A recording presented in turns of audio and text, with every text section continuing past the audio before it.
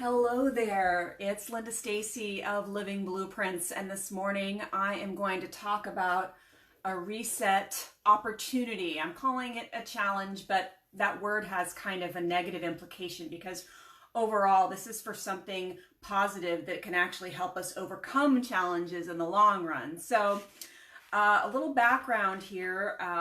When I started Living Blueprints, it was all about the fact that my life had gotten more complex and I wanted ways to make things a little bit smoother. So I started trying things, and this reset is going to go along with that type of theme. It's me trying some new things in this new environment. New, we're so many months in, but it continues to morph for me in terms of working from home and the implications of COVID and how life has changed.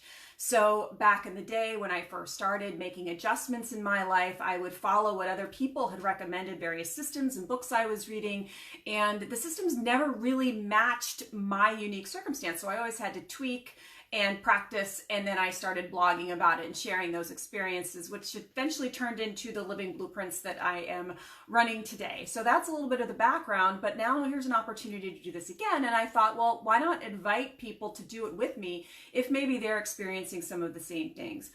This particular reset is going to do with my morning situation.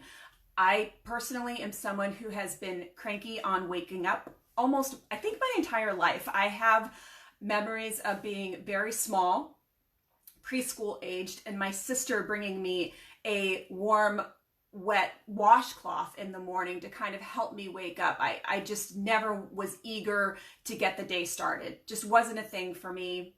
I've thought about ways of making that change, but it's a big challenge. But I have found that if I do certain things within a certain time frame, I am better off. So that's what this reset is about. In the environment of COVID, there's been too much opportunity for me to sleep, almost too much. So part of this is around sleep. There are 3 things that I'm going to work on in this challenge and that I invite you to work on as well.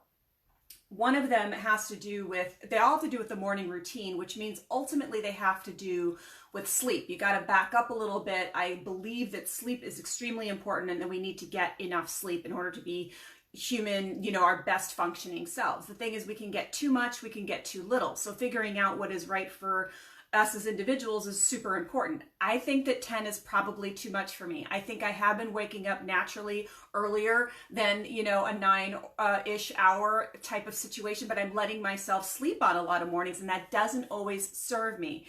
So one of my things is really going to be around not sleeping much past 8 hours every night. It's been a huge luxury to actually have 8 hours easily since I'm not doing the commute and other things. So that's one piece. That's not really one of the 3 things I want to do in the morning though. So here are the 3 things about the morning.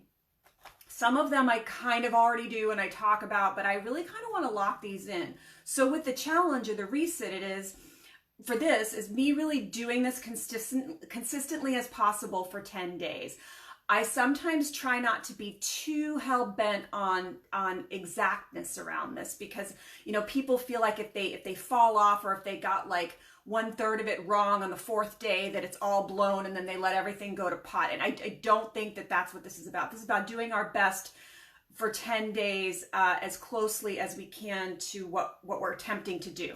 So one of my things is getting outside in the morning before the workday starts. This is a little bit of a challenge for me. We'll see how it goes. I live on a fairly busy street, but I want to do some amount of walking. I think I'm going to say 20 minutes tops will be like the minimum. So I don't mean to say tops.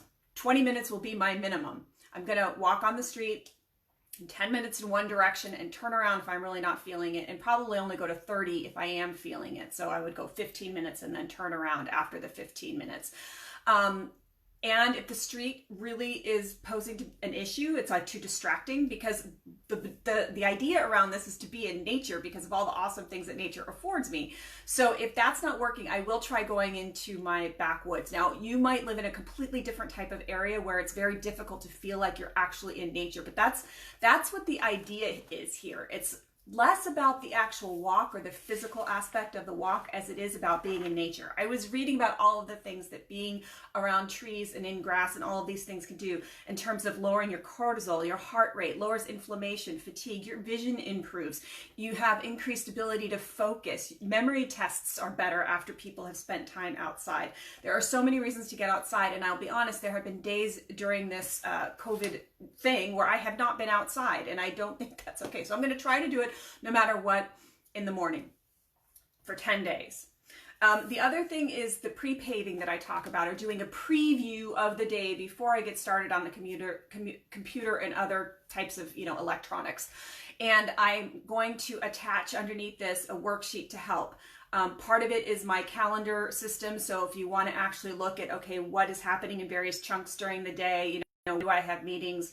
When do I have a little bit of free time? When am I going to try to get my lunch in? Whatever those things are, looking at that before you look into your computer or electronic devices. I also have attached on there the work from home worksheet where I've got these categories chunked out. So you can use one or the other or both. So in the second one, it's more just like categories. I've got meetings, I've got things I should do before the end of today. I've got projects that I'm working on. What are the next actions with those? So just taking a look at what the day could be, and thinking about how you're going to be awesome and what you bring to the people that you're working with, to the people that you're serving. We all are serving someone in whatever capacity at work. And, how you are bringing the most awesome parts of you to that effort. Again, before you turn on your electronics, before you get started. The third thing is getting your physical self cleaned up, ready, and whatever that means for you. So, my mom used to say way back in the day that I think she had an old neighbor that would say, you wash your face and you sweep the floor. You never know when you're going to have a visitor. And it's not so much about having a visitor as it is showing up for yourself. I think that most of us would agree that, if we haven't kind of done very basic hygiene things by 11 or 12, we feel disgusting. I am encouraging us all to do that before we sit down in front of the computer. Now, the order in which you do these things is up to you in terms of getting outside, previewing your day, and looking, or just cleaning yourself up and putting some clothes on. Extra points for putting on shoes with laces. It changes the way that you approach your day and running around and, just doing whatever you need to do. It really can be like this mind shift thing. And for me too, just showing up the way that I want to show up for myself makes me more ready to show up for others, and, vice versa. So those are the three things. Again, feel free to download my worksheet, and I'm going to be starting this on Friday and going for 10 days. So Friday in earnest, and I'm going through weekends on purpose. Sometimes we let things just kind of go to mush on the weekends. Maybe we sleep in a little bit later, and I think that's totally cool, but I still think that we need to pay attention to who we are on the weekend and execute as nicely as we can for ourselves. So perhaps come with me on this reset and see how it goes. And after 10 days, we assess. What did we like? What didn't we like? Maybe getting outside was not at all what we wanted it to be. Maybe getting outside in the afternoon is far better. So again, download the worksheet. It's going to be in the comments. If you're watching on Facebook, it's going to be in the description on YouTube. And if you can't see it on YouTube, you just need to click on the show more underneath the video. There's a description under there. Click show more and you'll see the link in there. If you're watching this either platform, I'd love it if you'd like the video, and subscribing on YouTube is awesome as well. And another time, just the message about living blueprints more broadly. I really believe that our ability to have a freer, more satisfying, more energized experience of work and life is a product of three levers, if you will. One is that we need to be grounded in the strong knowledge of our strengths and what we uniquely bring to the workplace. And part of my reset has to do with that, because when you do this pre-paving, you are reminding yourself of who you're bringing to the workplace. You're not just starting in reactive mode, looking at email and such.